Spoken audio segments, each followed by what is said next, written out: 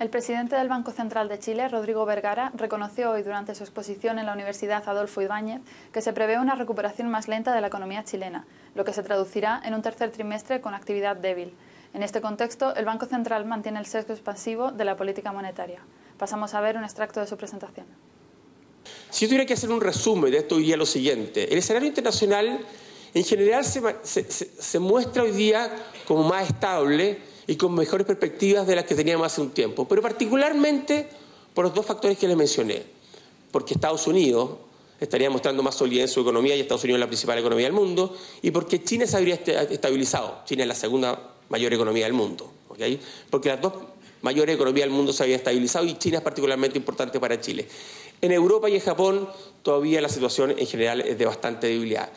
Otra cosa importante, el precio de las materias primas y el cobre en particular se mantiene relativamente alto, aunque obviamente hay riesgo ahí, y en general tenemos una volatilidad reducida en los mercados internacionales. También hay riesgo en esa materia.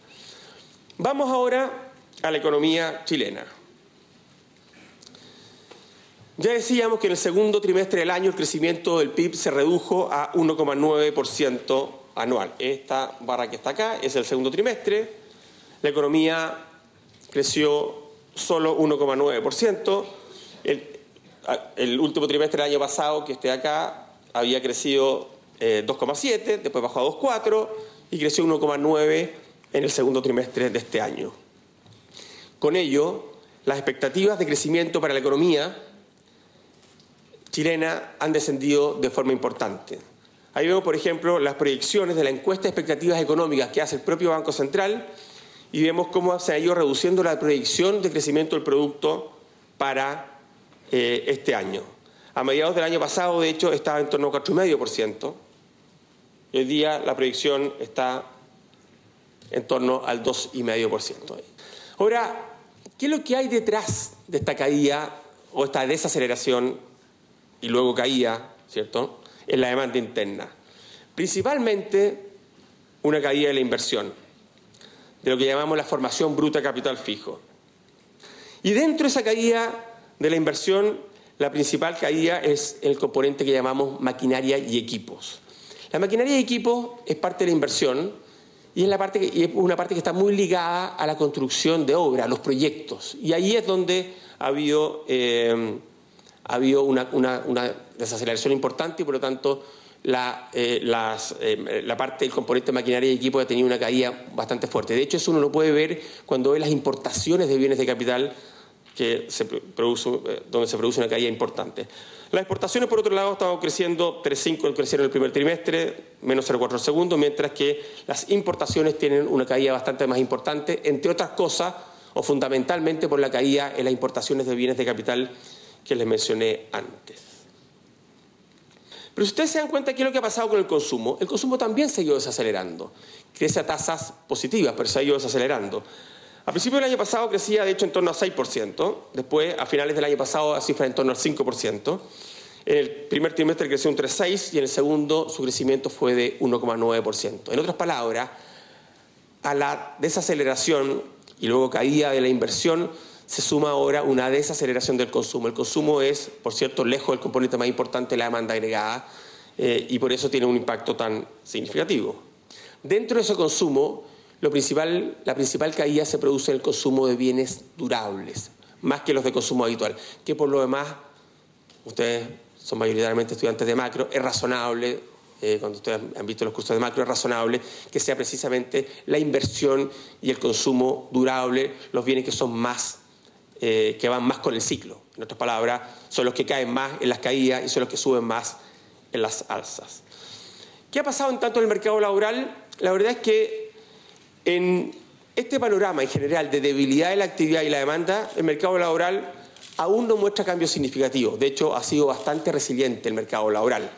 Es natural esperar que en un escenario de menor crecimiento, de menor demanda interna, el desempleo suba. ¿Okay? Es natural esperar que la tasa de creación de empleo baje. No ha sido significativo hasta ahora, pero uno debiera esperar que tengamos algún aumento adicional en la tasa de desempleo en los meses que vienen con esta tasa, con esta economía más débil. De hecho, si uno ve, por ejemplo, qué es lo que está pasando con la composición del empleo, y esto es algo que se ha hablado mucho, lo que observamos es que se ha pasado de crear más empleo asalariado a más empleo por cuenta propia. El empleo asalariado, el empleo, pongámoslo de esta forma, en general, con contrato, más estable. El empleo por cuenta propia, el empleo es el autoempleo, si quieren, que es más inestable y, por lo tanto, más susceptible de pasar a engrosar la lista del desempleo. ¿Qué hay en materia de inflación?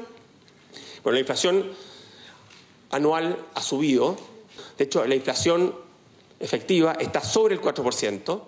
Pero quiero que vemos también que en el margen las variaciones mes a mes han descendido. El aumento importante de la inflación en el último tiempo, que muestran esas dos curvas, está relacionado en forma muy significativa con la depreciación del tipo de cambio. Hemos tenido una depreciación de alrededor de 18%, más de hecho, desde su punto mínimo, alrededor de 20%. Y evidentemente, por muy bajo que sea el coeficiente de traspaso, ustedes habrán oído en su curso de macro el pass-through o coeficiente de traspaso, que es cuánto de la depreciación se traspasa a inflación, por muy bajo que sea, y nosotros creemos que es bajo, particularmente en las actuales condiciones de demanda interna débil, hay algún traspaso. De hecho, hay traspaso directo, lo vemos todo el tiempo, ¿cierto? En los combustibles, por ejemplo, y en los bienes importados. Pero dado eso, estimamos que una situación transitoria y que la inflación debiera gradualmente volver al 3%. Y digo gradualmente porque probablemente, y dado que las inflaciones fueron relativamente altas en la primera mitad de este año, la inflación se mantenga en torno a este nivel, al menos desde aquí hasta fines de año. El aumento que se ha producido estos meses en la inflación se debe principalmente a la depreciación cambiaria, al aumento del tipo de cambio. Aquí tenemos el tipo de cambio real, es decir, ajustado por inflación externa e inflación interna. Y vemos que hay un aumento importante en los últimos meses, de hecho en el último año ya.